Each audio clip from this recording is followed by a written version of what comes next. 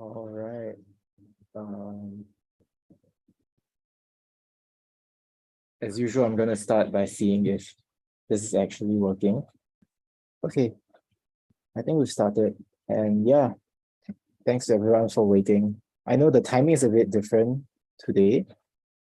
Uh, I guess I start every week by like being annoyed at YouTube live streaming, but yeah, I honestly I did schedule this.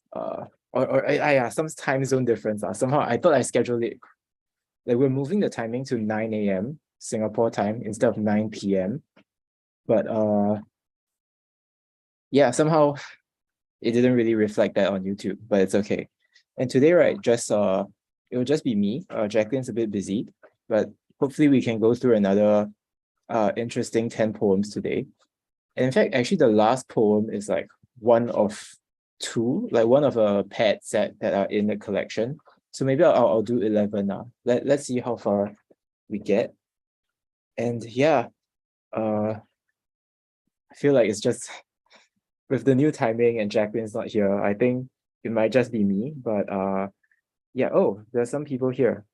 So yeah, I'm glad people are actually tuning in, and I will, since Jacqueline's not here, please do feel free to like interact more in the chat, and I will try to respond. Yeah, I think I'll be pretty puzzled by some of these. So I really would appreciate your input. Okay, so this first one, right, is by Liu Zongyuan, another famous, very famous poet. I'm not really, let's look at his bio later, but why don't I just start reading this poem. So it's called Jiang Xue, or River Snow, very literally translated. So 千山鸟飞绝，万径人踪灭。都州蓑笠翁，独钓寒江雪。All right, so 100 mountains and no bird, 1,000 paths without a footprint, a little boat, a bamboo cloak, and old man fishing in the cold river snow. So I guess first impressions, at least of this, is, I mean, you'll see that it's describing a scene, right? Presumably the scene of the river snow.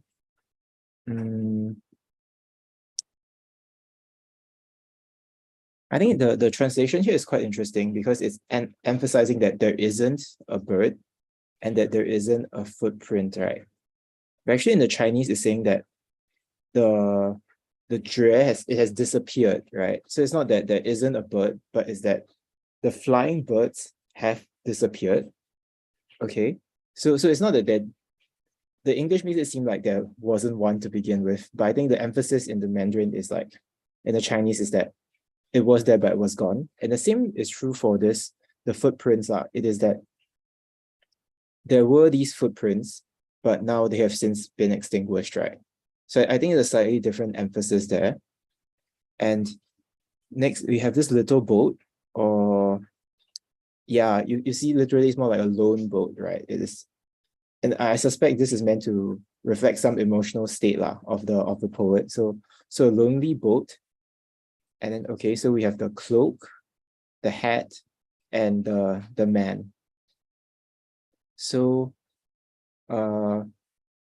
slightly different arrangement here. So it's the boat. Okay, so it's the cloak, the boat, the hat, and the man in the third line instead of the fourth line, right?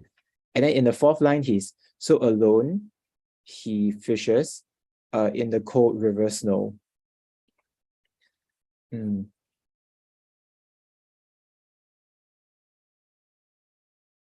Usually this is the time when I'll ask Jacqueline what she thinks. But if you have any thoughts, please put it in the chat. So I think for me, right, one big thing that strikes me is that there's this very big contrast, right, between the first two lines where it's talking about the 1,000 mountains and the 10,000. Oh, the numbers are also wrong. It should be 1,000 mountains and there are 10,000 paths. And that is contrasted with like the lone boat and the old man like singly fishing. I think definitely the sense, the effect here is to convey the sense of isolation and loneliness. or perhaps isolation. I'm not sure if it reaches loneliness where there's a negative connotation, right? Right. So, and I suppose it is a transition because even though, again, based on what we point out, it is about the disappearing of the birds and the extinguishing of the traces. So we're sort of moving from like this sense of what could be there or what was there, and then we're moving towards what is actually there, which is this just one man fishing in the cold river snow. It's a very, very beautiful image. Yeah, I'm sort of struggling to think like what the emotion is here, because there is the sense of isolation and the sense of coldness, right? So I guess that leads me to think of almost a painful kind of loneliness. But at the same time, I wonder if it's possible to read this as a positive, as a kind of almost kind of beautiful isolation in this like plain of white, you know, the cold river snow, right? Yeah. Or maybe it's about both. It is about, there is this pain of isolation and loneliness, but there's also a kind of cold beauty in that.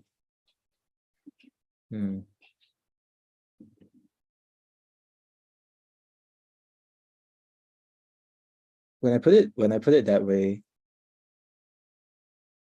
I do think it's meant to have both meanings there, or there is that inherent ambiguity in the presentation. Yeah, because I don't know, in the first two lines, right, when it's like, you know, there's 1,000 mountains and there's like 10,000 paths. I think, at least to me, it feels almost like overwhelming, like it's too cluttered. And so there's this cleanness of the second half, which does, even as it is lonely, is also beautiful. So that's sort of my take. I don't know if it's because I'm just an introvert who hates people, but I think I definitely do see both sides to this. Both the pain and the beauty. Yeah. I don't know. Do you have any ideas? As people are mostly just saying hi, so yeah, hi. Why don't we look at some famous interpretations of this poem? Let's see. So we're back at Baidu, like the dictionary from China, right? Okay, let's see. So their take is actually that this is about the poet who, after some sort of 打击, some sort of maybe trauma, you would say, some sort of trauma, but he doesn't like give up, but it also depicts a deep sense of loneliness. I think,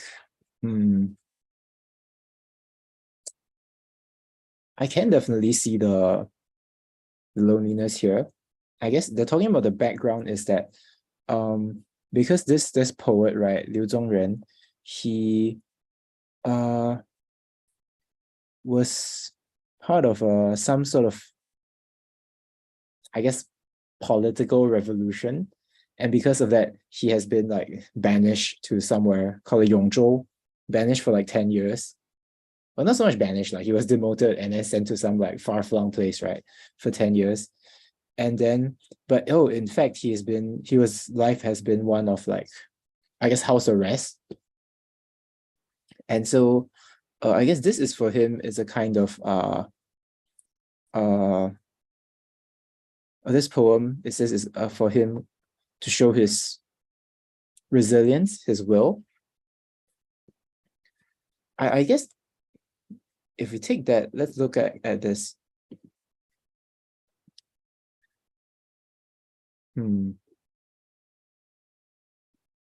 So I guess there is still the pain of loneliness. By that reading, there's still the pain of loneliness, for sure. But I think my reading of the beauty still stands. because I guess there is part of that whole idea of messiness. Still, even if we're talking about like political turmoil, right? There's or like in political intrigue in the court. So where can we see the sense of like almost like indomitable spirit, right? Like resilience. Probably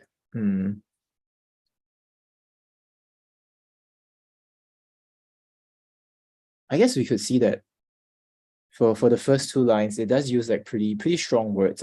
It's like 绝 and 灭, right? 绝 again, you see here is like to cut short, right? So when you say to 绝 something, I personally it feels very extreme lah. Like even the word itself can be word part of a compound that means extreme, right? Like 绝对, right? Whereas this 灭 and extinguish, it is also quite I'll say it's a pretty powerful word, especially when you think of is used in like literally extinguishing fires, right? So with 绝, it can almost mean like to end your family line, to one of the more extreme usage. So I guess there is this sense of like, if we're looking at these two characters, there is this sense of, I guess his hopes are dashed and they're like almost like the little flame that he has is gone and you're replaced with this sense of being alone in the snow. But there he is, this guy, he's still like, he's like freaking freezing, right? And he's just like standing there alone on his lone boat. So I guess I can see that sense of resilience for sure. Maybe one question I do have is why does the poet specifically bring in this image of like the cloak and the hat, right? It's I guess a bit unclear to me. Like, is it just to make it the image more vivid? Almost so you can see it in your mind's eye, right? There's this lone boat, and then like up first you can see the figure of the cloak and the hat, and then only from there you infer that okay, there's this lone man fishing in the snow. So maybe that's why there's this progression of like it's really like a painting lah, right? It's like you see the boat, the shape of the boat, and oh, there's this cloaked figure, and then oh, there's this like distinctive hat, and then finally you see the whole scene. Okay, it's like oh, okay, it is this one person fishing in the snow. I guess if you want to take that reading, then I don't know if you guys have ever seen like those Chinese like East Asian like landscape painting, right? So that's sort of what I have in mind. And I think it could also work well with the first two lines where it's like you have all these like mountains at the side, and then you have the paths, right? And then finally you zoom in into the figure into like at slightly off to the side lah. So I guess taking this reading, it's almost like a cinematic poem. It's really a very visual poem. But at the same time, I guess there are some things that can only be done in this form of poems because if it was just a painting, right? Like how would you show that the paths of the birds have been like extinct or have disappeared? Because you can just show you have to show the absence, right, in some way. So I suppose maybe that's why. Yeah, I wonder if anyone has made a painting of this. I guess what I'm saying is a very good poem.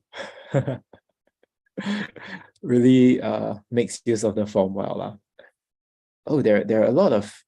So this is a very famous poem, as you can see by all these critiques by like famous or comments by famous critics, right? Critics. So first one is Su Shi, another famous guy who got banished, I believe. Got demoted and banished. I think Jacqueline was talking about this last week. So he said this the first line, 千山鸟飞绝. So he says, What? There's a gap between in human nature. Okay, I don't really understand this.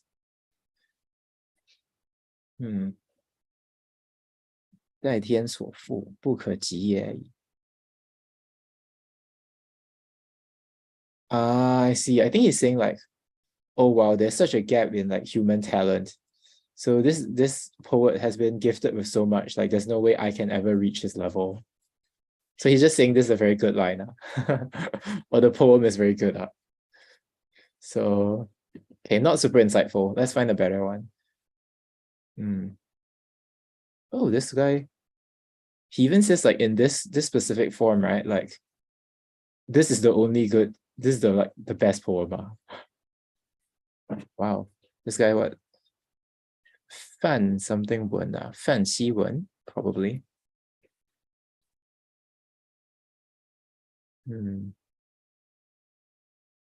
Okay, so this is sort of what I was saying, right? It's like this is brilliantly brilliantly sung or brilliantly composed, right?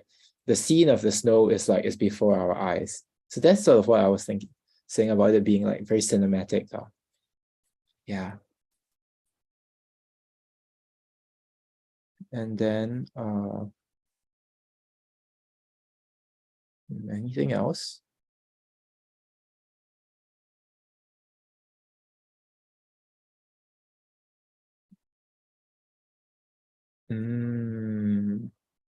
Oh, that's very insightful comment. So the first two lines, right? It does not mention the snow at all, but it is indeed a scene of the snow. And so it is about, you can call this the brilliance of emptiness, I guess, or absence, because you just need that one mention in the final line, and that is enough. So that's pretty interesting, right? If we look back at it again. So yeah, if let's say, because I'm not sure how the title, I mean, the title does obviously say that it's snow, but if we ignore the title, right? How would it be? So first you see the mountains, and then the paths, and then you see the boat and the man, or rather the cloak and the hat. And finally there's this man who so yeah, the man fishing. I think the effect is created by the mie word we discussed just now of like extinguishing. I think it's a very choice use of words, because with that, I think you do get the sense of like coldness, and or maybe even just the idea of this desolate, isolated scene in the first two, that really sets like the sense of coldness. It does seem that, yeah, you see the snow is only mentioned in the very last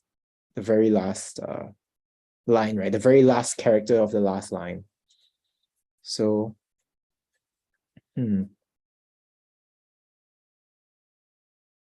wow, this is actually really brilliant. Wow, great comment by this person. Yeah. Wow. Okay, let's see what else does it have. And if you have any comments on your part, please do let me know as well. Oh. Okay. Okay.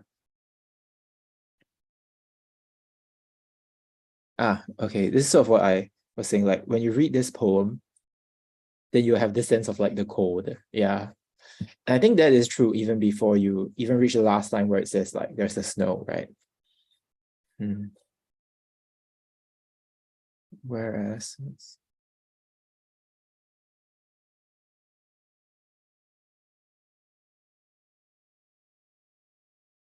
I guess maybe just one more comment from me, which is I think it's interesting that like the second line, it says that the traces of the people are gone. So you would think there are no people, right? But then only at the final line, then you're like, okay, well, there is, or maybe the third line, okay, but there is this boat. And then in this boat, like, there is this person now. I'm sort of thinking like, because Hmm. Right. So it says there aren't any traces of the people, but then in the third line, okay, there is this old man. And I think like, what's the connection of that? Because it's clear that line two, it says there's no traces of people, right? There's no footprints, right? It does seem like it wants to say that there is no one, even when it's saying there are no footprints, right? And this third one, it does say, okay, there is someone. It's like an old man. So I guess, is there an emphasis? Is it trying to say that it's almost like it's a still boat law? Like, because if the boat is moving, there would be like the ripples in the water, right? So I suppose it's very subtly saying that the boat is very still. And like when people are fishing, they also don't move, right? They just like have the line there and it's like they're just waiting. So yeah, I suppose it is about beyond the coldness. There's also this sense of like stillness, almost like eternity. Yeah, because there is no motion, right? Like even the perhaps the one verb that is happening is like the fishing, but even the fishing is it's almost like a stationary action now. So I guess yeah, it is about the sense of I think it could really be like a painting, it really is like a painting, like it's just maybe it's not cinematic, it's like photographic. It's really like a frozen scene. Yeah, frozen, right? Like the snow. Yeah. Okay. So that's sort of my take on this. Well, a lot of people watching today. Maybe the timing is better. Okay, so I'm gonna go into the next poem, okay? So next, right? This is by Ren Zhen. I think this is 行宫, not 行宫吧? 行宫. I guess 行宫 or 行宫. Let me see.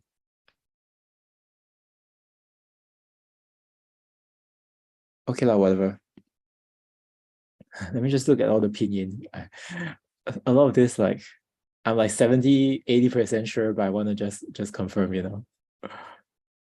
Okay. Yeah, I'm pretty sure this one should be Xian. Okay, so 行宫, the summer palace. So 寥落古行宫，宫花寂寞红，白头宫女在，闲坐说玄宗。Well, okay, I feel like I'm missing the. So I think 玄宗 is the first thing that pops up to me lah. 玄宗 Emperor is like a pretty famous dude of the Tang Dynasty lah. And well, I have no idea if like there's a deeper allusion to this. So we can look at there's the Baidu article after this. So firstly, what really fades out this 宫花寂寞红. At first I thought the hua. Well, I guess at first I sort of thought this is like the inner palace where the flowers are really like all the concubines. But I guess this is more of like a summer palace. So this is not really, this is like a summer house, right? So you vacation at another palace when it's hot law. That's what I understand lah. Yeah. So this is not really about, let's say, all those like Chinese drama, all the concubines fighting. It's not that kind of vibe. I think it's something quite different. So okay, so there's this Liao Luo Gu Xing Gong, right? So okay, I'll say faded old imperial palace is pretty decent translation. And then this Gonghua, I guess we could take it literally as like, yeah, the flowers in the palace are red, are lonely red. I really like this like 寂寞红. There's a very, yeah, I guess this like loneliness is almost like an adverb, right? Changing the red. So it's like, it's red in a lonely way. I think it's very, very well written. But again, I mean the flowers, then the very next line, there's the 宫花, right? And the very next line is the 宫女, so the ladies in waiting, I suppose like the palace servants are, right? So I think there is the association between the flowers and the women are in the poem law. So the 白头宫女在, so ladies in waiting have grown white haired. And so I think it is a continuation of like the idea of fadedness and loneliness. But I guess they do have company because this has to be plural, right? Like there has to be multiple ladies in waiting, right? So one fun fact is like, I mean, Chinese generally, like, I guess Japanese and Korean also it's like, it's not mandatory to say whether it's like singular or plural in the grammar. That's why it's a bit ambiguous here. You need to see the context but to me, I do think this is in the plural, right? As reflected in the translation here. And this last line so they idly sitting and then they're discussing they're discussing 玄宗. Not really sure where this poems in English comes from.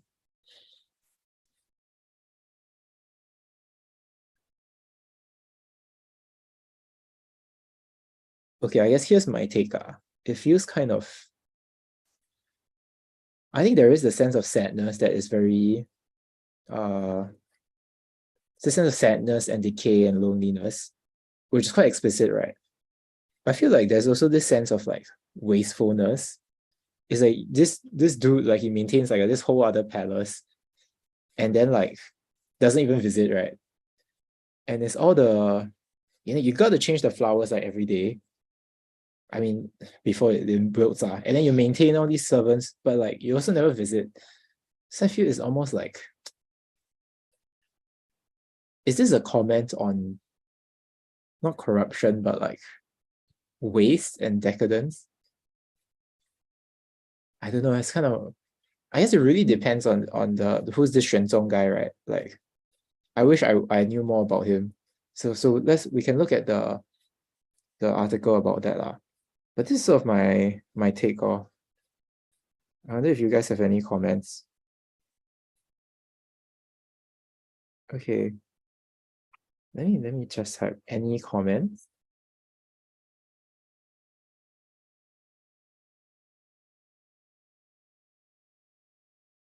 Okay, let's look at the 玄宗 guy. What is he saying? Oh, whoops, should be the second one here. So 玄宗, right? Yeah, Tang 玄宗, famous emperor.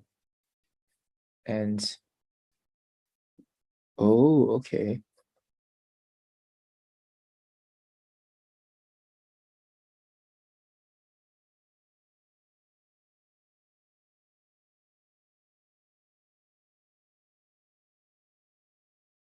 So this is just after this famous revolution, right? By, I think, the Anlushan revolution. I guess we do need some historical context about that. So Anlushan revolution is this very famous revolution by this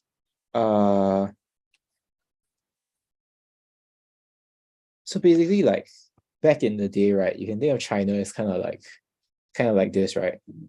So then in the north, right, it's like bordering Central Asia, and that's always like then the south is like bordering to the sea, or maybe like just not so as populated but basically, right, the northern border of China, right, always got a lot of problems because there's just this in Chinese history, all these like horsemen from like Central Asia will always invade from like the border from the north. So this is, I mean, this is literally the Mongols, right? That's how they did it, right? So so the defense of the northern border is always like a huge deal. And An Lushan was actually, I think, a general who was in charge of defending the northern border. But then he turned around and then like invaded, had a revolution, and then turned around and invaded like the dynasty itself. Yeah, so this is I think it's a pretty pivotal time during the Tang dynasty. And yeah, so it was a huge deal. And I think uh yeah, this is also a famous, I think this also was a catalyst for like this other famous uh poem called like 长恨歌, which is like because this dude, right, this Tang Xuanzong lah. I mean, he's not a dude lah. I mean, he's a dude, but he's the emperor lah. Okay, so this emperor Tang Xuanzong here, this very famous, like famously beautiful, I think wife or concubine called like Yang Guifei lah. I guess because she's a Guifei, she's a concubine. But yeah, this is super famous. She's one of like supposed to be like one of the four most beautiful women in like Chinese history, right?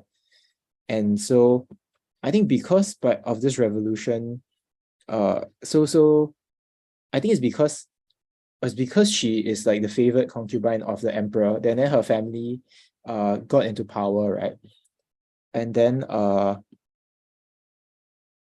lot of people blame the revolution on like her family, and then in turn blame it on her lah. So in the end, I think what happens, I think she got like executed or something. Yeah. Or like she got sent away. But anyway, then the Xuanzong very sad. Yeah, the emperor very sad, and then he yeah, and then that was the catalyst for a poet, because he really misses his like this lady, right? And then like a poet like wrote a poem about this lady like sort of living in like Taoist heaven or something like that. And it's very beautiful. It's worth reading. Maybe once we're through with this collection now. Yeah. But anyway, back to the actual thing.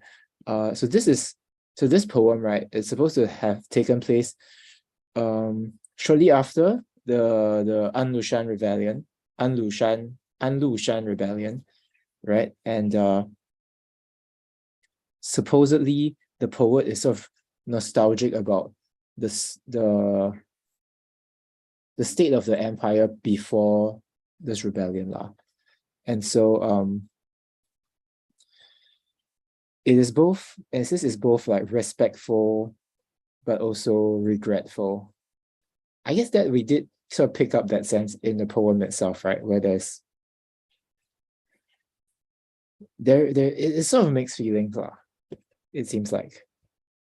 Okay. Well, let's not look at that. That's a bit, I don't know. I don't really like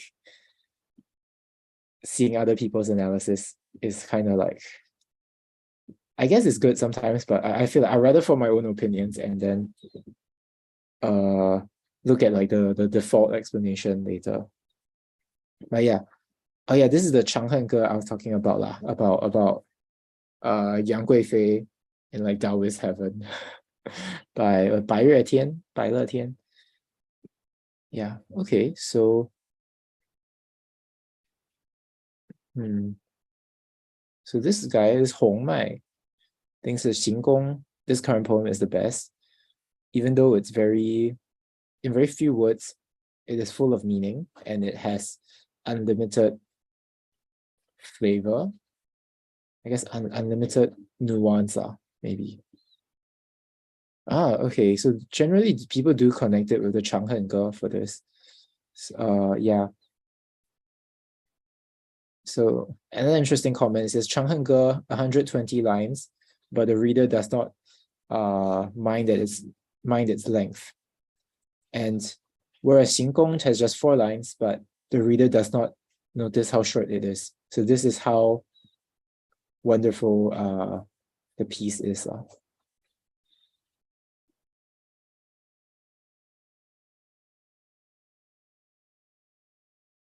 I see. So this reading is saying that because this is out of the old palace attendants, right? So they're really reminiscing about really old times. So it's about Xuanzong long ago.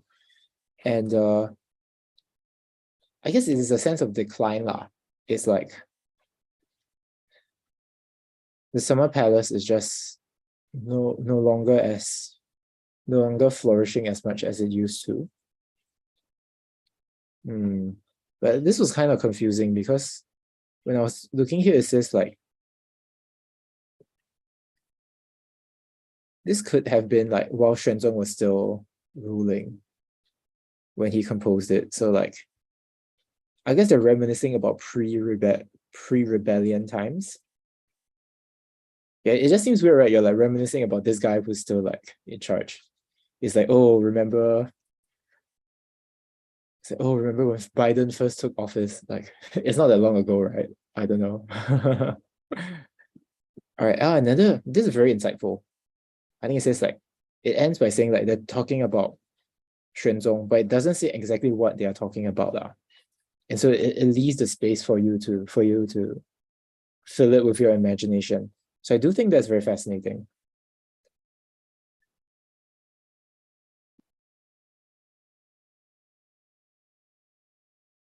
Hmm. So it says it uses the device of the palace maids to write this sense of unlimited. Not sure how to translate this. So just emotion, I guess. Regret, nostalgia.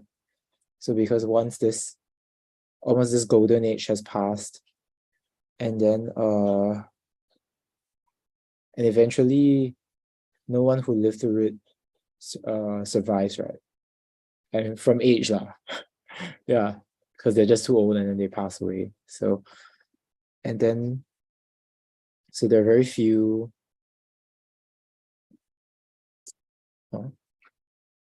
I guess there are exceptionally few people who feel it. Not sure what this means.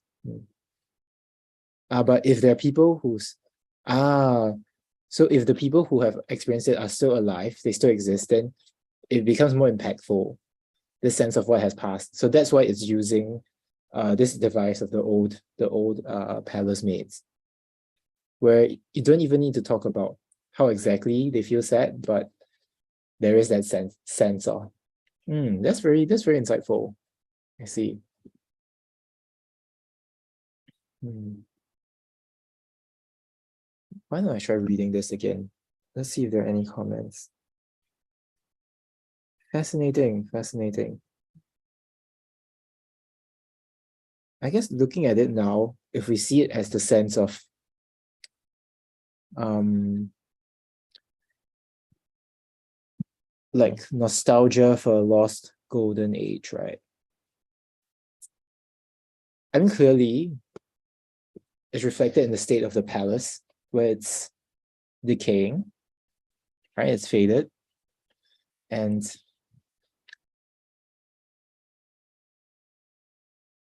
I guess by that reading, it seems like the flower is almost the empire itself, where it's still alive, I guess. It's still blooming, but it's almost it's just like a deficient state.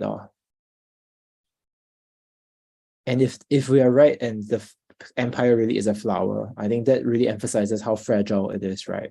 Like, it dies in like 2 weeks. I don't know. Maybe shorter. I'm not a flower guy, but yeah. Uh yeah.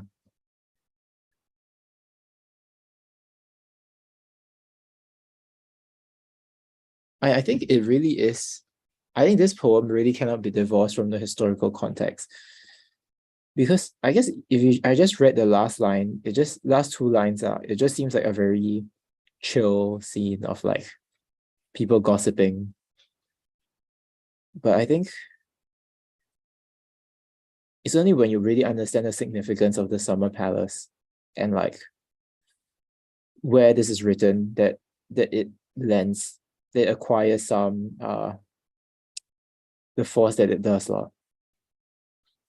So yeah, I think this is really worth reading again when after I look more into the history. Yeah.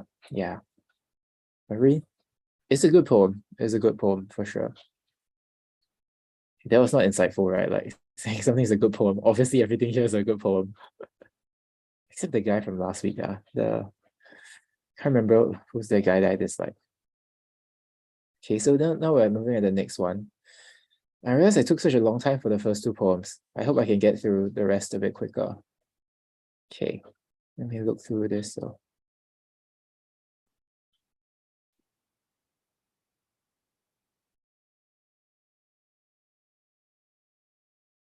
Oh, interesting. So 白居易 by 白居易 is a 问刘十九. So a suggestion to my friend Liu. So 日以新醅酒. Sorry, let me start again. All right. 问刘十九. 日以新醅酒，红泥小火炉。晚来天欲雪，能饮一杯无。So the green ant, all right, there's a gleam of green in an old bottle. There's a stir of red in a quiet stove. There's a feeling of snow in the dusk outside. How about a cup of wine inside? Okay, I like the first two lines of the translation, but the last two lines were kind of clunky. All right, let's see. Let's look at it lah in the Chinese. Okay, so there's a green ant in the new unfiltered wine. So I guess the ant here is just like the gleam of color, right? Because ants are not normally green. I'm not sure why. Is this a new wine, but it's just an old bottle lah. Okay, and it says there's a red dirt, red, I guess a speck of red law. Yeah, a stir of red in the quiet stove. So I imagine it's like an ember or something lah. Something is just burning red. And there's a feeling of snow in the dusk outside. Yeah, kind of. So like the night has come and then the sky wants to snow. So that's interesting, right? So it's like the feeling is ascribed to the sky, like the sky wants to snow. And I suppose there's a sense of desire here. It's like, so can you drink can you drink a cup with or not? So this kind of interesting construction lah, but it's like, I suppose usually it'd be like 能否, but here they change like 能无. So can or literally not or don't have. Yeah. So first thing that strikes me, also I guess Liu Shijiu is his friend's name. Like Liu 19. Huh. Sounds like some French emperor. Liu the 19th. And first thing that definitely strikes me is the color, right? The use of green and red here. Yeah, and calling it like a green ant and a red dirt. And I don't know, I feel like the choice of green here really makes the wine or this unfiltered wine really makes it very like just pop out to me. It's just like makes it seem very appealing, like makes me want to drink. And it's like you're saying and describing the stove, I guess, the stove by this speck of red, I think it's also just it just makes it very vivid, or it makes it feel like I can feel it. Like I can feel the heat. And yeah, I don't know. It's just I just find it very interesting, like by describing this very small thing, feels like it makes it more vivid than if you tried like very hard to describe everything. Yeah, I guess it is because it's so precise that it's very concrete.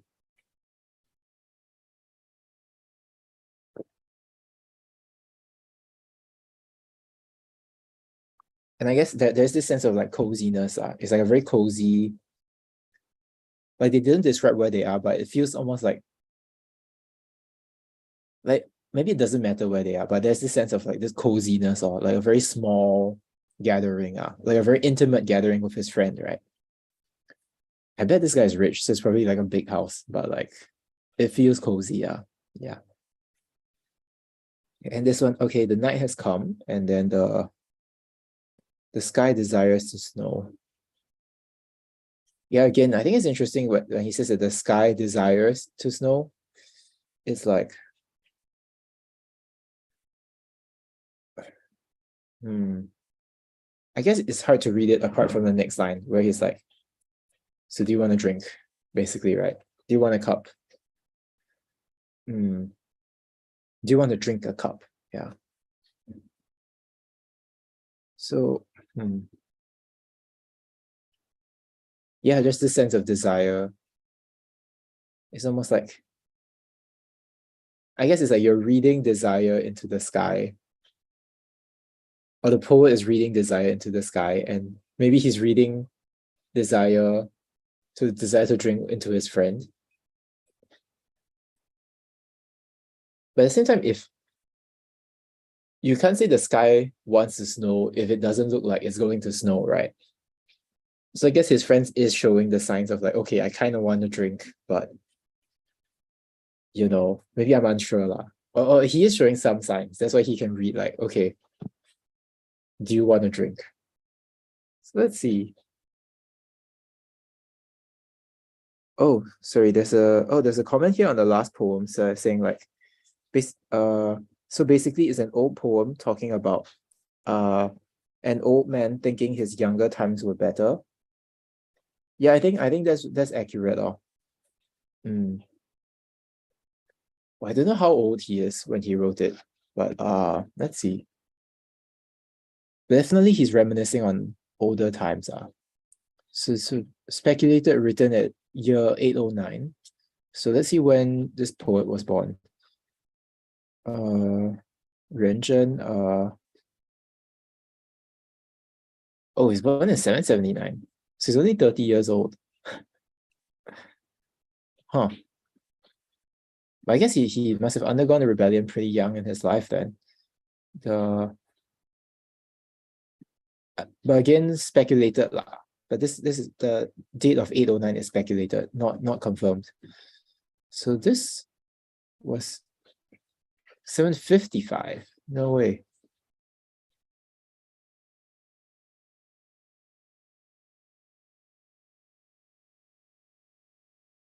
Wait, is the article wrong? Then there's no way. 谭玄宗元和4年. There's no way 809 Xuanzong is still ruling, right?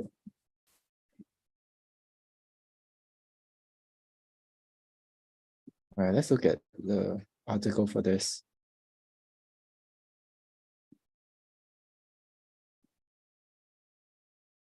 What? Am I dumb? Did I just misread this article? I could have sworn it said like 唐玄宗元和4年. Okay, so this is talking about previous emperor then, a previous emperor. And it's pretty long ago because if he stopped reigning in like 756, right?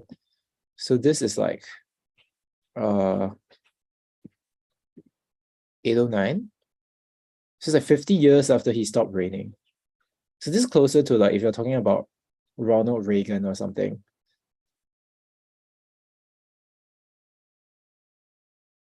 Okay, I will. I feel like we need to reread that with more historical context. But yeah, thanks for this question. Yeah. So I guess it's a relatively young guy, sort of reminiscing about things that would happen, like the golden years that happened before he was even born.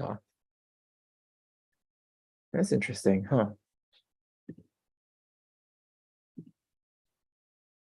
Yeah, dude, this Chinese Wikipedia confused me. All right, let's see. Okay, so back to this poem, right? 问刘十九. So, any notes about this? Okay, the historical context. So the poet Bai Zhiyi, he's just like, oh, Liu Shijiu is really his friend. Oh, I can't believe his name is 19. Like,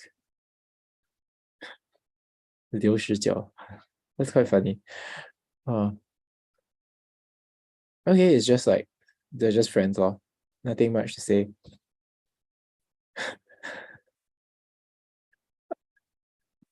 What? This comment is so weird. Like, it's just saying like, is this not the man who lives who is the most, who's living like his best life or something? Is this not the under heaven, the man who is number one in, yeah, just living well, or like literally living fast? But I don't know, man. What a weird comment. Like, he's just asking you if you want to drink, right? Like, What? This one says it's a very clear, uh, it's very direct, and like it's kind of like a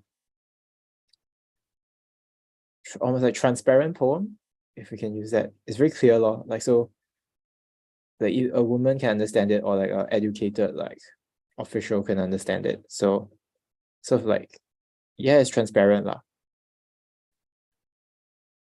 I see. I guess it is also using sort of like vernacular from the last line where it says like 能饮一杯无. Okay, I guess it is sort of more vernacular usage here. Yeah. And here it says, because here it says it uses like I call it local language, or unelevated language, but it's not trashy. Yeah. So this is oh, so this is like using a bit of iron, he makes it gold. I think that's an interesting analogy, right? Because it's sort of similar to like how he uses like this speck of color and he sort of illuminates the whole image more. So even this piece of criticism itself is quite well written. Yeah. And one more, so this is a very common thing, this guy says, and happens to, I mean, everyone thinks this. Yeah, I guess everyone has a moment where they're like, hey bro, just stay a bit more, right? But like they cannot write it as well lah.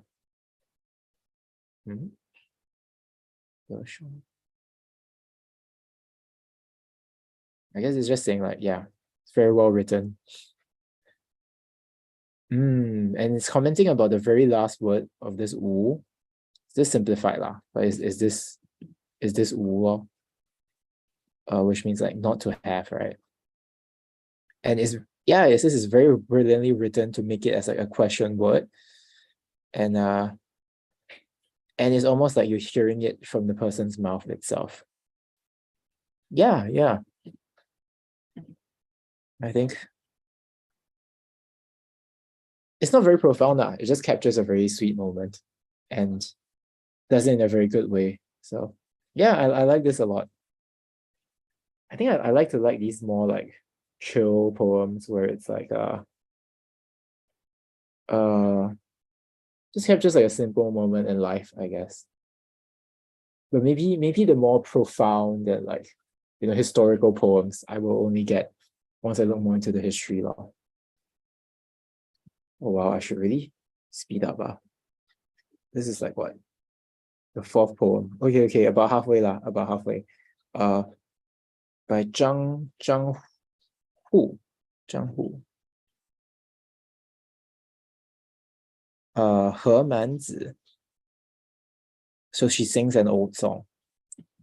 故国3000里，深宫20年，一生何满子，双泪落君前。A lady of the palace these 20 years. She has lived here 1,000 miles from her home. Yet ask her for this song, and with the first few words of it, see how she tries to hold back her tears. Wow. So I think He Manzi is the name of the lady, right? So, all right, how does it structure in Chinese? So like,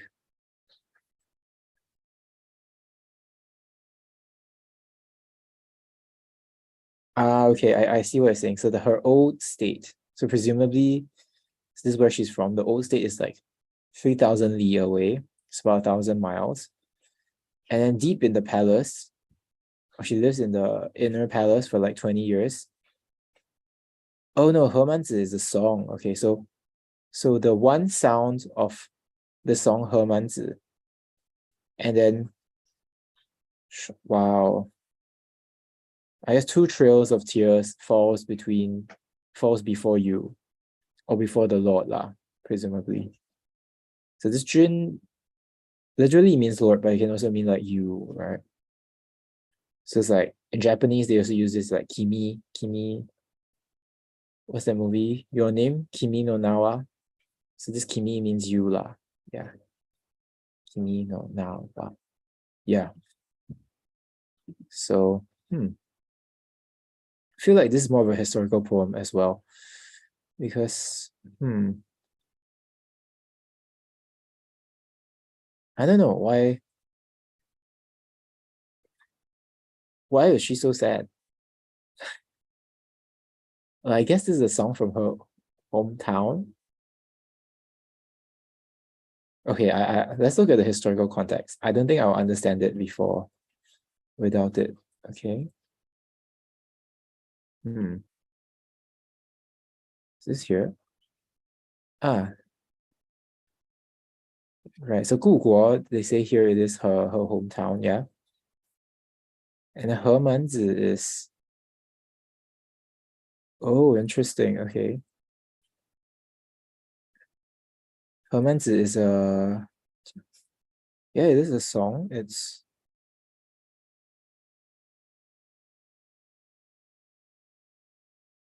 supposedly a very sad song when used for executions. I'm not sure.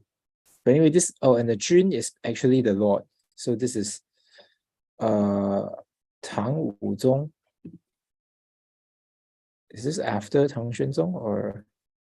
Oh no, it's quite a while after. Okay. So one of the Tang emperors lah. Okay. Oh, and this interpretation says the speaker is in fact the poet. The poet is, the speaker is in fact the lady who is singing. So this translation puts it as a third person, but one interpretation that this is the first person, because like, oh, my hometown is 3,000 li away. I have been in the inner palace for 20 years. But when I start to sing He Manzi, then my tears, 2 trails of my tears fall before the Lord. That's interesting. That's interesting. So that's also another cool thing about Chinese poetry, right? Because the subject is not necessarily explicit. So yeah, I think this shift from third to first person is so interesting. Wow.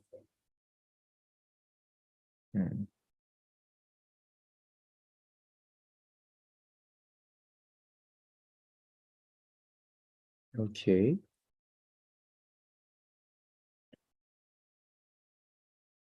But why? Why is she crying?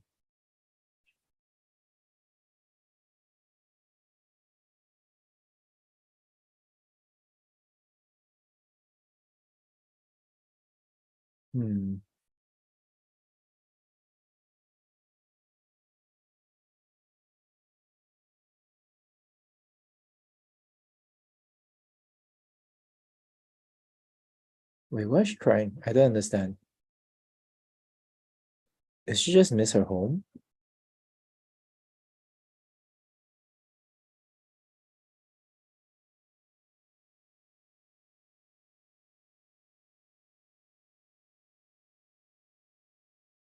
Okay, okay. Yeah, it is. It is because she misses her home. Okay. And I guess this is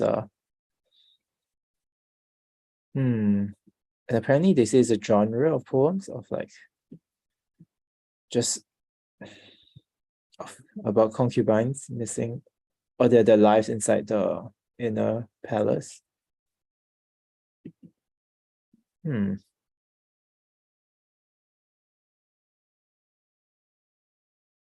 Well, I guess when you see it in the first person, it is a lot more moving, right? It's almost like, wow. Like you're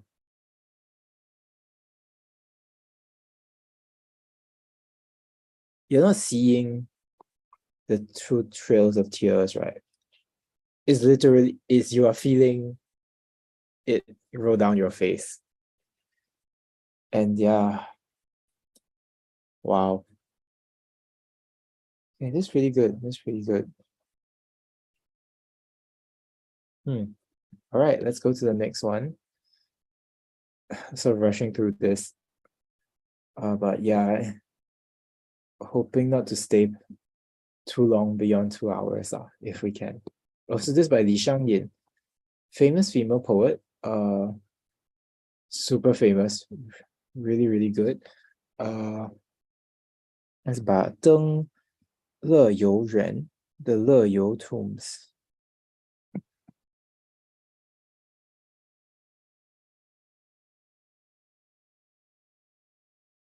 Right, so 向晚亦不是，驱车登古原，夕阳无限好，只是近黄昏.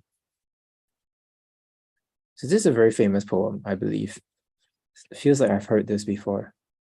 So, with twilight shadows in my heart, I have driven up among the Leyou tombs to see the sun for all his glory, buried by the coming night.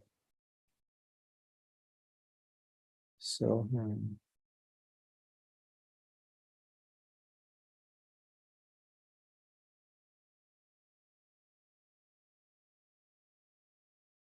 wow, I don't even know how to start. So good, wow.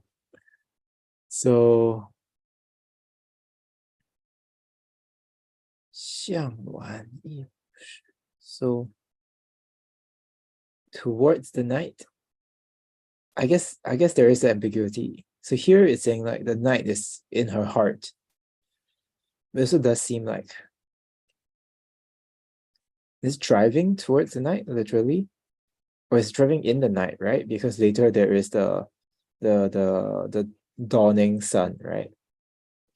So 向晚亦不是. And her intention, her mind is not suitable. So she's unprepared, I suppose. And she drives a chariot, her car. It's not a car, her vehicle. Just a chariot lah. I don't know. She drives to ascend the old plane, yeah. So presumably to see these Leyou tombs. And then the sun is just, the dawning sun is limitlessly good. It sounds kind of lame, but in Chinese it sounds pretty good. 无限好, okay. And then, oh, 只是近黄昏. Oh, sorry. So this is not, sorry, twilight is a bit confusing because it's actually talking about dusk. I guess it's both dawn and dusk, right? 夕阳 is dusk, right? Oh, I'm dumb. Okay, sorry. So this is the setting sun. This is the setting sun. Sorry. So 只是近黄昏. So this is approaching. It is only approaching the dusk. Dusk, yeah. 黄昏 is just dusk, what? Yeah, twilight. So this is also the 向晚. I guess it is approaching the night. It's literally approaching the night, right? In the world, and I guess in her heart. And then so she's visiting the tombs at night when it's turning dark. Okay. Or is it really just to see the sun?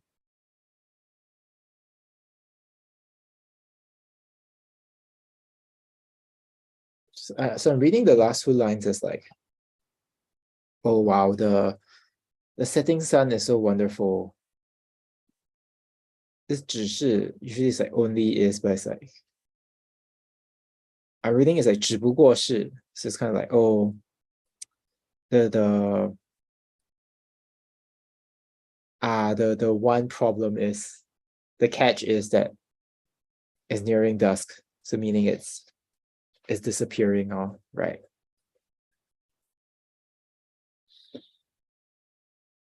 I think the sentiment here is very interesting, right? So she's saying that the setting sun is so beautiful. I mean, it's so beautiful precisely because it is the setting sun, right? And the only problem is that it is the setting sun, so it is going to disappear. So it seems like she's saying there is this beauty in like the transience of it, the impermanence of it. And I wonder how that relates to the tombs that she's visiting. It is connected, right, to the first line where she says like, she has there are unsuitable intentions, unsuitable thoughts about it becoming dark, I guess. So I guess there is this conflict of like, it's beautiful because it's very brief, but also it's very sad because it's brief.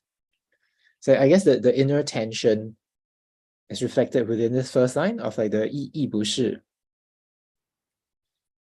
I guess even though you have this conflict, all you can do is to go and see the sun. Even though it's both beautiful and sad, you have to appreciate it. Or the most you can make of it is that to at least appreciate the beauty. This reminds me of like that saying like, oh, it's better to have loved than lost than to never have loved at all. So it reminds me of that. It's really like, yeah, you gotta appreciate what's there. And that things are beautiful, maybe because they are impermanent. Maybe this is too much of a Buddhist reading. But it really does remind me of like the idea of like, the sakura, right? Like the Japanese like cherry blossoms, where it's because they bloom for so short a time. Like that's why it's worth visiting, right? That's why you hanami, right? You go see the flowers lah. Yeah. That's what this is.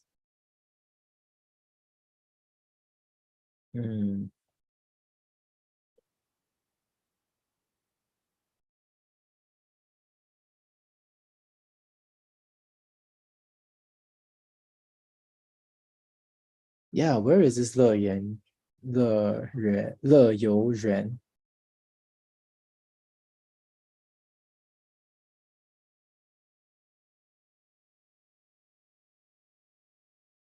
Oh, so it's originally 乐游人, some sort of garden, because the same sound becomes 乐游人, which is like, I guess like plain. Usually 人 is plain, right?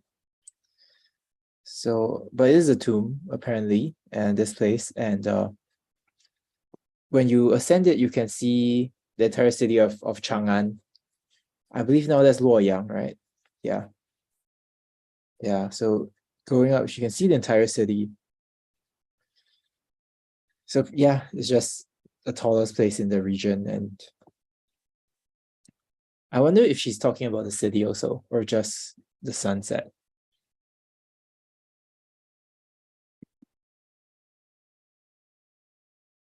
Oh, so this is kind of like a tourist spot back in the day. And yeah, a lot of lit poets and writers tend to come here to make some poems. And yeah, oh wow, there are near 100 poems about 引乐游人. So this is only one of them. Probably the best one, right? Since it's included here. Oh no, there's actually another one, I believe.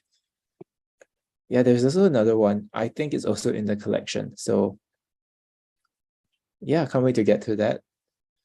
Maybe just then, what are some comments? Wow.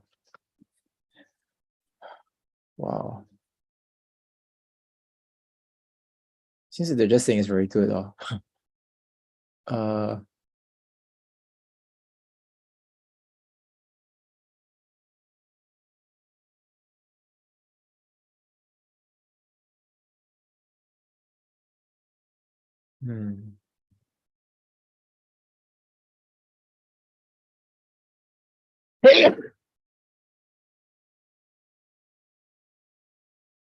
Right.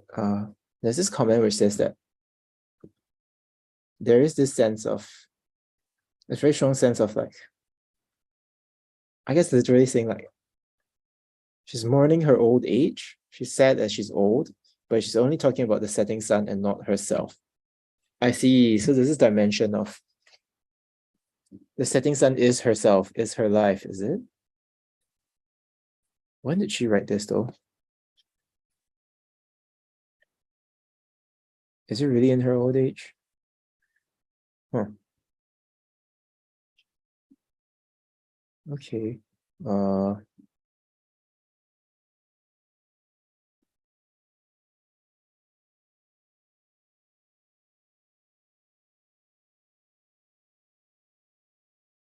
So this is even the first two words, 向晚. It permits you to pay attention. Really? I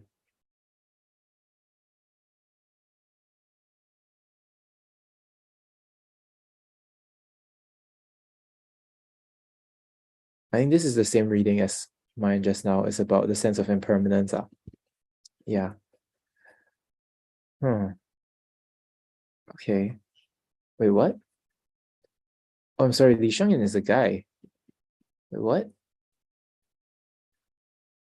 Oh, oh my gosh. Who's the female poet I'm thinking of? Okay, Li Shangyan is a guy. I'm so sorry. This is why Jacqueline needs to be here to fact check these like super basic mistakes. Okay. Great poet though. Okay.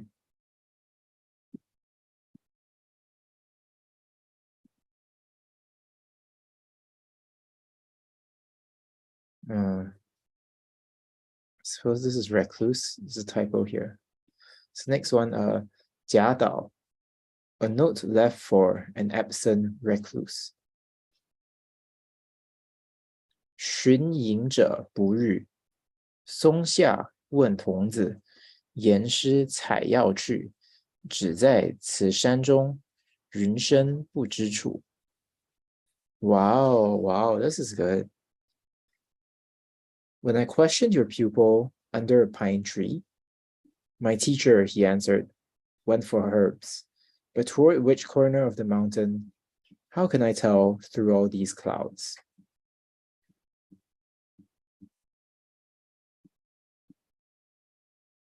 So I sort of questioned whether this whole part is the dialogue. I sort of read it differently. So yeah, under the pine tree, you ask the Tongzi.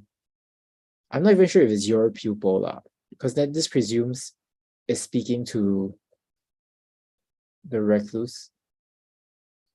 I guess the if they're right in saying that this is about a note left for the recluse, then yeah, it is addressing him directly. But I guess the Chinese title is like just searching for a recluse and not meeting him. So could be third person as well. So let's see lah. But anyway, under the pine tree is asking the pupil, right? And then the pupil said, oh, my teacher is went to collect herbs. And these last two lines, I'm not sure if it is really spoken by the pupil, but what I'm reading it, but it is saying like, oh, it's only that in this mountain. Oh, so this is only within this mountain, but the clouds are so thick that we don't know where he is. So it could be spoken by the student, yeah, the pupil, but maybe it's the poet's own observation. So I mean, because there are no quotation marks, right, within the original, so it's ambiguous there.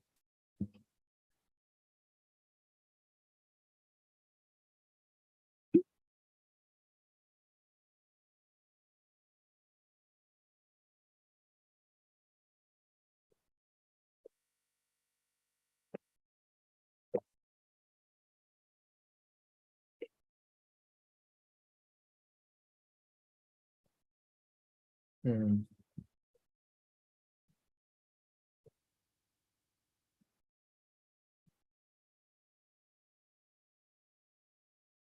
So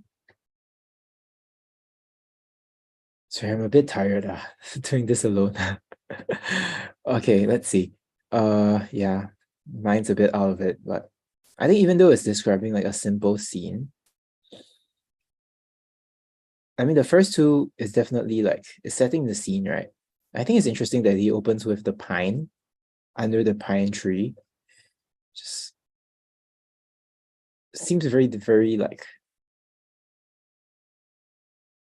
I guess he's giving you something specific to anchor the scene on, right? I think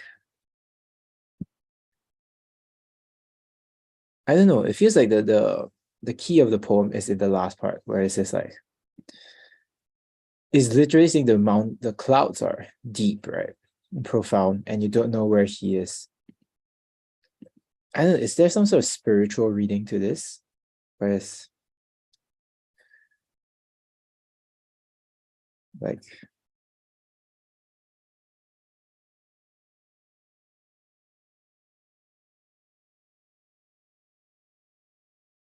yeah, I don't know. Or are these real clouds or are these clouds in his heart, you know? Maybe you have a clouded mind. That's why you can't know where he is. Because you're not a highly cultivated individual. Oh, I guess I should point out that it's not just a recluse, this Yingzhe. Presumably it's some sort of like Taoist sage, right? Because what else would we have like a pupil there? Yeah, so it is and I think that the imagery of the pine and the clouds does make it pretty clear that it is a not just some normal recluse lah. And I mean usually recluses in those days is like it means it's someone spiritually cultivated, right? Or minimally like it's a positive thing to be a recluse. It's not like it's not meant to be saying like, oh, you're like if some dude stays in the basement all day, that's a bit recluse lah. I mean, nothing wrong with staying with the basement, by the way.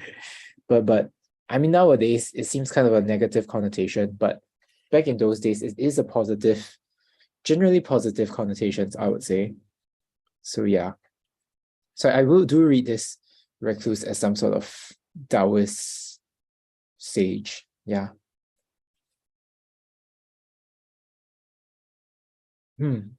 Well, let's look at what people say. Okay, they do think that people do think the last three lines are all the reply of the pupil. Not necessarily. Like, I can see why they think so, but I think we could agree to disagree. Yeah.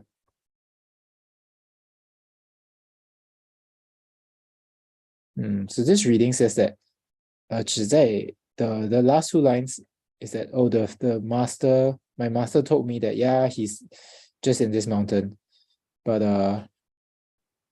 yeah, it's hard to know where he is because the clouds are so thick.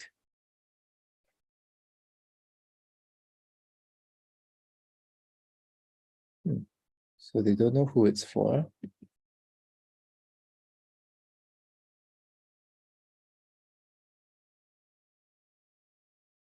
So okay, seems like most people do read it as the last three lines as the reply. And one person says, yeah, the reply it's direct, but it's also the subtlety in the directness in the subtlety. And then whereas here another one says oh no, sorry, it's not just about the reply, but it's just they're explaining the first one line is the question, the last three lines is the reply. And the same is said here. It points it out, but it writes out I guess the high attainment of the recluse. This one, another poem, another critic says, yeah, the device of the pupil's reply, I guess it describes the isolation, the elevation, the rarefiedness, I guess, the rarefication, rarefiedness of the mountain habitation, the mountain home. Yeah. Uh,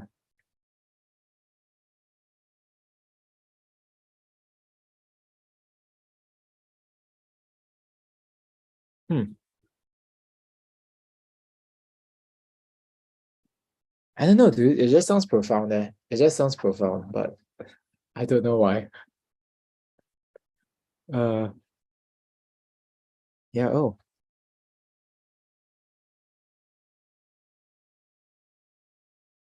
Yeah, it just sounds profound. I cannot put my finger on it. Maybe it's just just like, oh, they're all the elements of like a uh just seems very colorful, right? It's like there's the tree, and then there's the Taoist like pupil, and then oh, he's going to like plug the medicine, and it feels like it's like you watch in those C dramas. It's like, oh, he's gonna pick like some immortality medicine or something, and then there's the mountain and there's the clouds. It just feels like all the elements are there for something profound, but at the same time, like it seems like kind of a small incident. So yeah, yeah, really interesting poem. I wish I could say something more. I wish I could find like a deeper meaning, but it just seems like a very cute incident. Yeah. Okay. This next one by Li Pin. So it's crossing the Han River. So this is not the Han River in Korea, in Seoul. This is another river. Yeah. So uh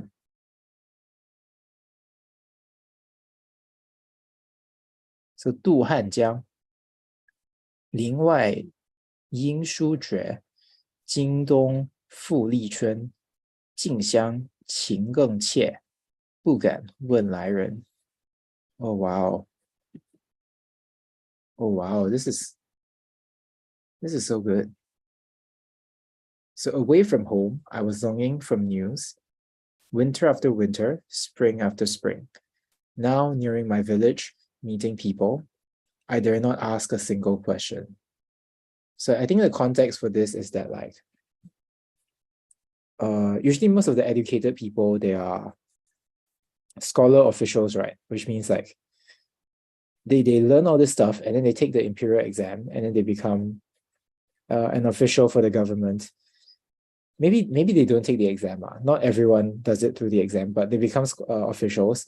And because they don't want to they usually will send like, if you're from this part of the country, they will take you and they'll send you to like another part, because if they assign you to your own part, they're scared like, all these personal interests, kind of conflicts with like yeah, just like personal interest interfere with you doing your job properly. So that's why there's a lot of poems about like homesickness, right?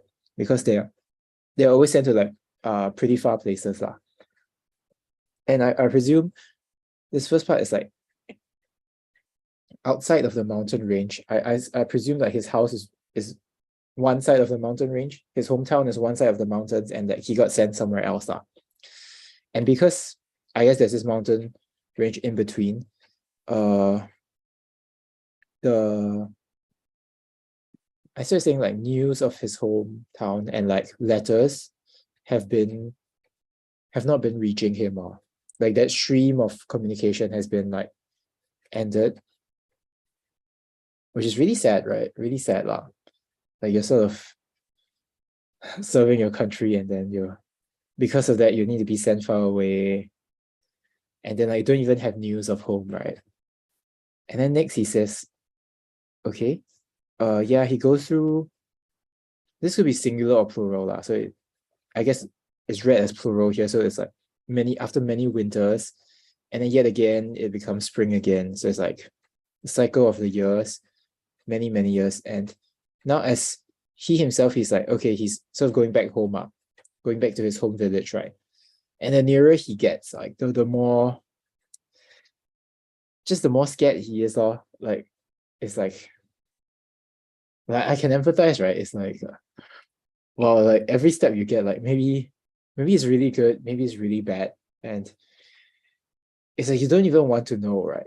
Like he doesn't even dare to ask like the people he passes by. He doesn't want to know because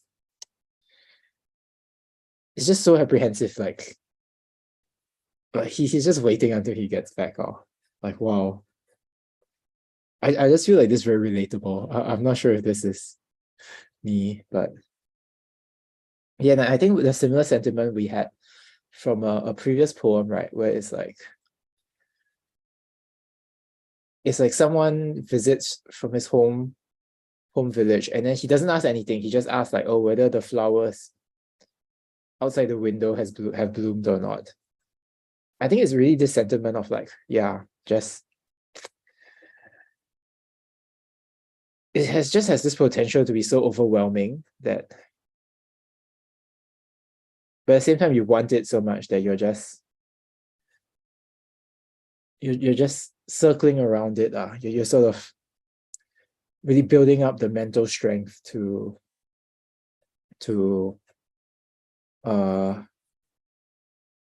yeah, just building up the mental strength to really broach the topic. And I wonder if, I mean, there is a physical aspect. I presume he does cross the Han River to go home.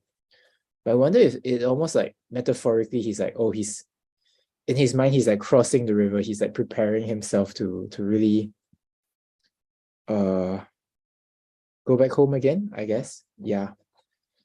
I wonder, that's sort of my take. I don't know, very, very powerful poem to me. Maybe I'm just,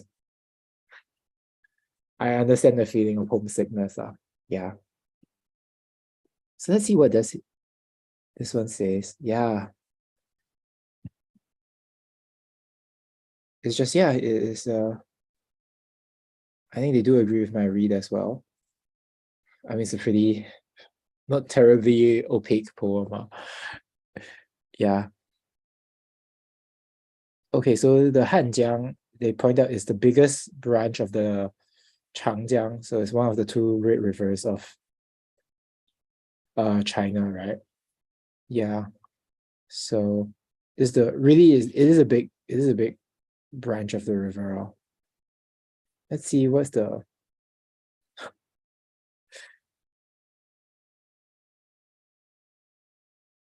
this by who? Song Li Ping. Okay.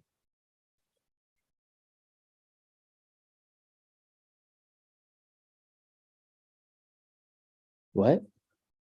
It's not right. Okay. So there's two different attributions. One is Song Zhiwen, one is Li Ping. So, but anyway, this one is presuming is by the other guy, by Song Zhiwen, and he was again, he was demoted to some far-flung place, and that's why he misses home. And another reading is by Li Ping, and he also got demoted, and that's why he wrote this. Why these guys always get demoted, man? Like, scholar official life is pretty rough. Mm.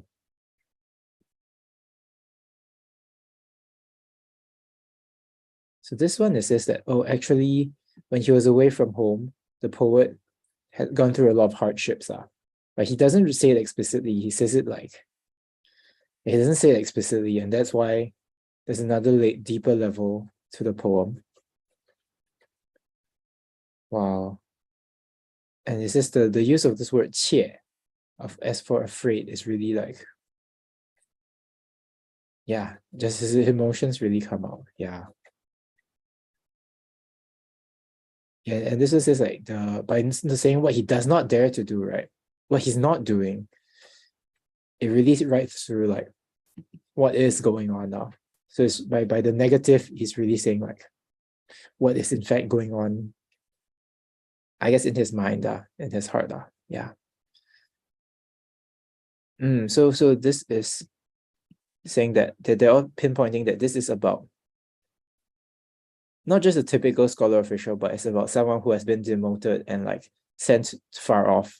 So this is that specific feeling, and it's very very realistic and very well done. I guess I mean, I've never been demoted, but I also do think it's very powerful poem. Yeah.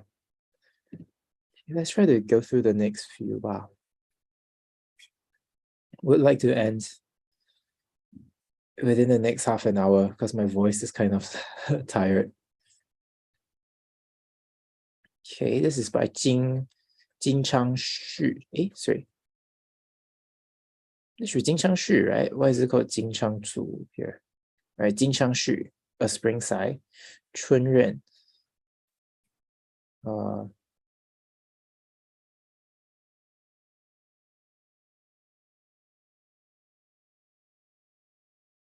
right. So 打起黄莺儿，莫教枝上啼。啼时惊妾梦，不得到辽西。Drive the Orioles away, all their music from the trees. When she dreamed that she went to Liaoxi camp to join him there, they wakened her. Wow. Yeah, so yeah, 打起, I guess, yeah, chase away the Orioles, drive them away so that they won't chirp on the tree, on the branches, because when they chirp, they will awaken the concubine. I guess it seems like it's just in general, a woman in general. I guess it should be the concubine though. Like yeah, to awaken the concubine from her dream, and then she can't arrive at Liao Xi camp in the dream. Is this for the emperor? I guess like I presume the emperor is in Liao Xi camp, and so this is a poem about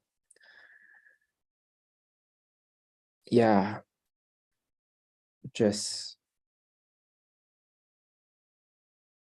the concubine missing the emperor law, which I think is pretty sweet. Like I guess it could be she is ordering her servants to do this. So maybe this is from the concubine's perspective, and she's referring to herself it as like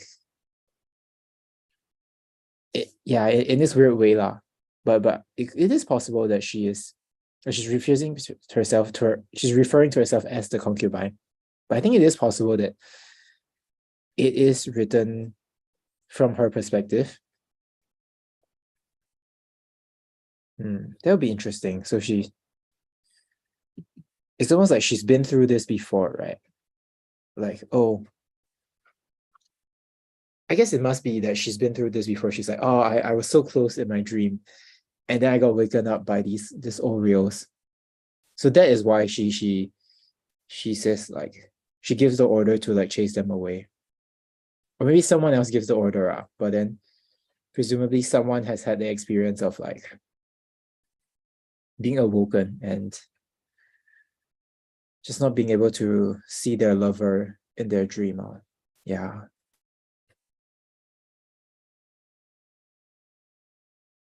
Yeah, I don't know. It just seems a very beautiful sentiment. Like, yeah, like you miss them so much, you even see them in your dreams and annoyed at the stupid birds that wake you up in the morning. I wonder, so a lot of people are saying hi in the chat. I'm not sure. I'm just gonna say hello. Let's see what other people say. Yeah, it's very. Oh, okay, so this one is not really about a concubine specifically, but it's just like missing her husband. Okay, so Qie is so they say it's not just concubine, so it's really like a woman referring to herself. So this is from the first person. Okay, that's interesting. That's interesting.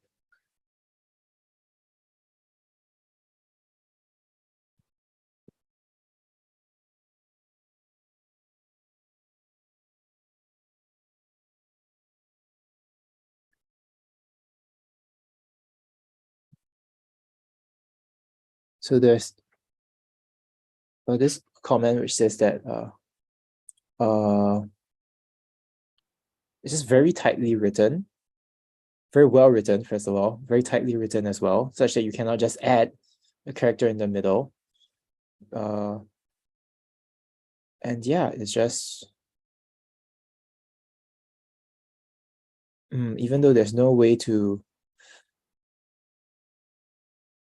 add to it in terms of words, but there is a lot of flavor to be taken out of it. That's how I'm reading the sentence. Yeah. Okay.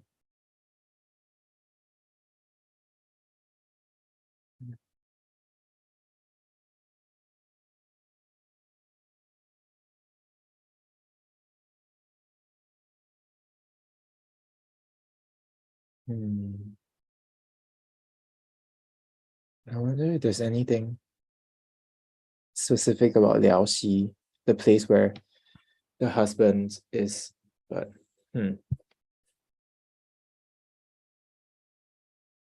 oh, this is interesting. So we don't know much about this poet, but this is the only poem that has been left to posterity for us. So that's really great. Yeah. Hmm.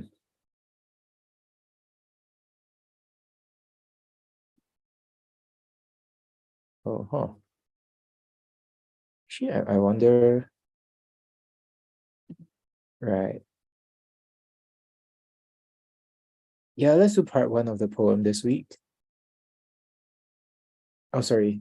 Because so 252 is this poem, and then 253 and 254 are apparently two parts of a single poem. We were only supposed to do the 253.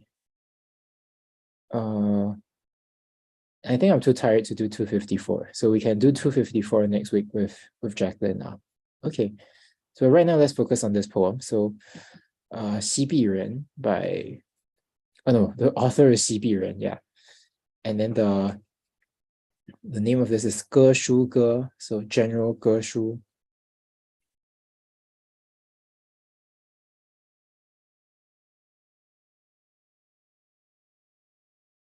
So 北斗七星高，歌书夜带刀，至今窥牧马，不敢过临洮.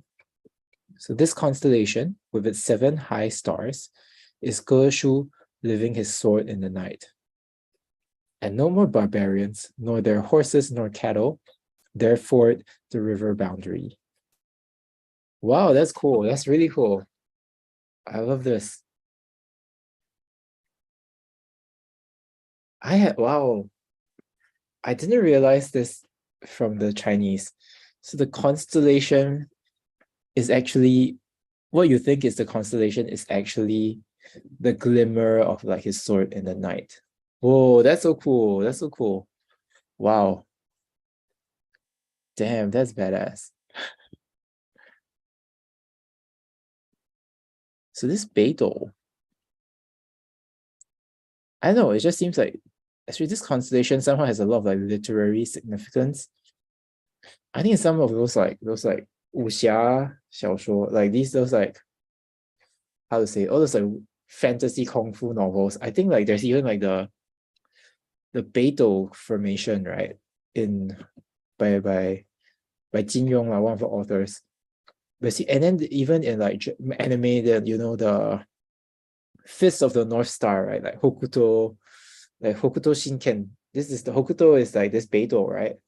So it's the same characters lah. It's the same constellation. So it seems like it's a very strong like connection with martial arts for some reason.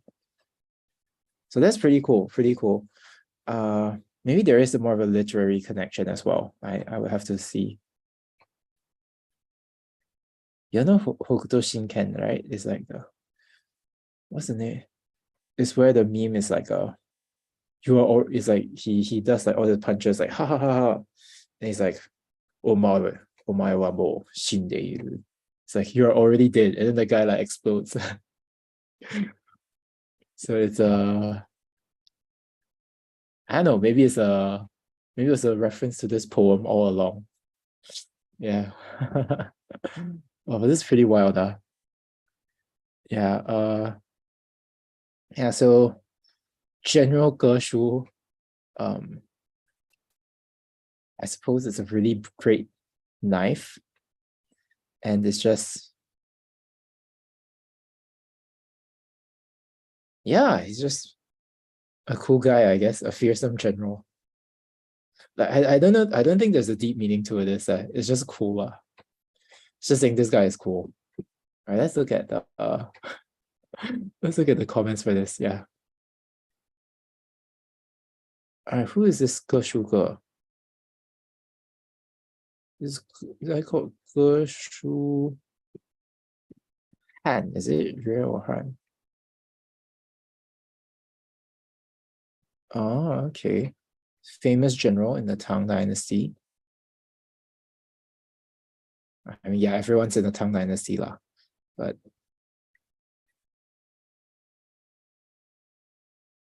oh, so he fought in the An Lushan rebellion. Okay. Oh no.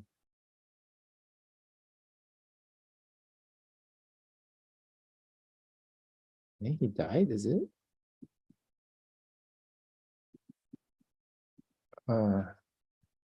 Did he die in the rebellion? That's pretty sad.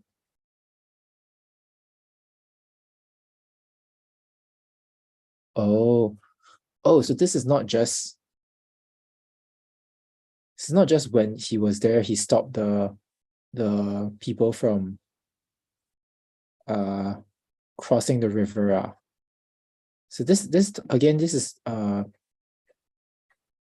I guess he's a defender of the northern border, as we talked about before, and just as discussed, is always these Central Asian dudes on horses lah. They always try to cross and attack. So I think he was defending the border, and he says that he is such a great general that yeah, even now they are these northern invaders, they do not dare to cross the border and attack the Tang state lah. That's why it says 至今 says until now. Until now. Right, because I thought this was a contemporary figure, but I guess this was someone in the past. And then this is talking about how his legacy. That's pretty cool. Okay, so the Beidou, the 7 stars of the Beidou constellation is part of the Ursus Major. Yeah.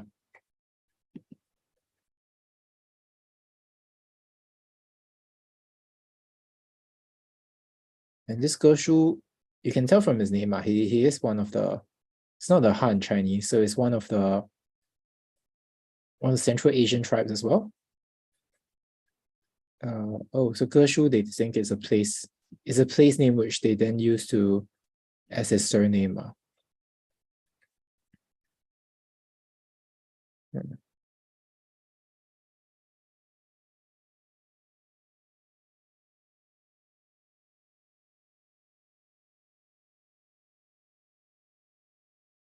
So another reading is that the 7 stars of the constellation are actually about the highness of the praise that they have for General Ge Shu. So that's also possible. I think I like this poet's interpretation though, where it's like, it is the sword glimmering in the night. Like, that's cool. That's cool.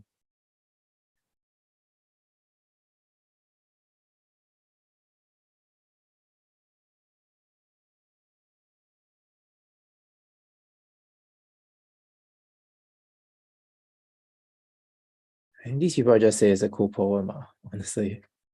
It is, right? It's fucking badass. Shit, I shouldn't, damn, I shouldn't swear, okay.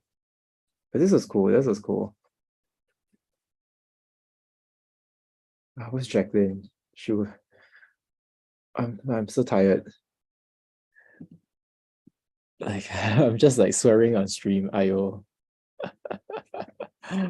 I wonder how many people will unsubscribe because of that, eh? Really cool poem though. All right, let's see if we can get to this last one, the last 10 minutes. So my Cui Hao, really? First one, it was Cui Hao. Anyway, Chang'an 行二首之一. So that's why, so Chang'an Xing, the first of 2 poems. So that's why the next one is actually the second part, which we'll look at next week. So, 君家何处住？妾住在横塘。停船暂借问，或恐是同乡。So, all right, I'll do the analysis. I'll read later. Let me read this. So tell me, where do you live? Near here by the fishing pool. Let's hold our boats together. Let's see if we belong in the same town. So note that the you here is a man and the I here is actually a woman now. Because remember this 妾, it was said to be a woman's self-address. So I think knowing the gender might change how we read this, right? So yeah, where do you live? Where's your house? And then, so she's asking the man, and then I, the woman, live near the fishing pool. So why don't we hold our boats together? Maybe we come from the same place. We belong in the same town. That's weird. Or this is clearly flirtatious, right? Or sort of like,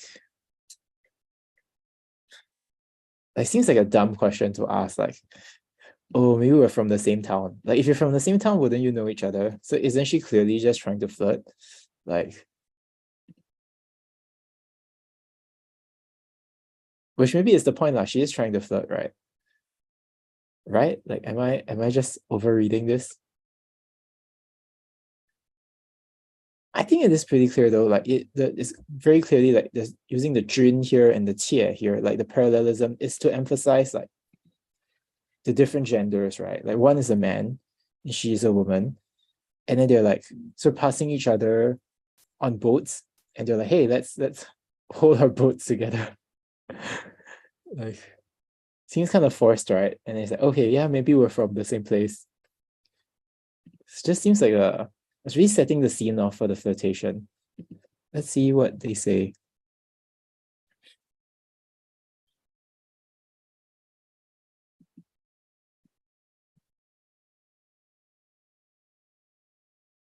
So actually this is 4 poems, but we're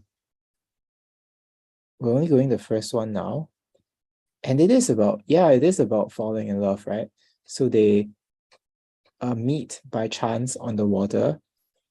They don't originally know each other, but then the girl finds a way to start a conversation. Yes, exactly. Right? I'm not like overreading this, right? Exactly. Dang, this is such a good poem. I wish I could. I want to read the next one. Okay, I guess it's a good time to stop for today. And I think, yeah, this one will be fun to analyze with Jacqueline next week. So I'm sort of glad that, yeah, I'm sort of glad that we have this teaser so we can have something to look forward to next week. And I guess we will be finishing our 5-character quatrain soon. Do you have any preference for what genre we should do next? We could do this 7-character quatrain, a lot more of them, right? So from there, we would sort of go to the end of the collection, and then we could always loop back to the start to see all these other genres are. Yeah, I guess if we did that, we would really start by the most famous ones. And then we'll go to the more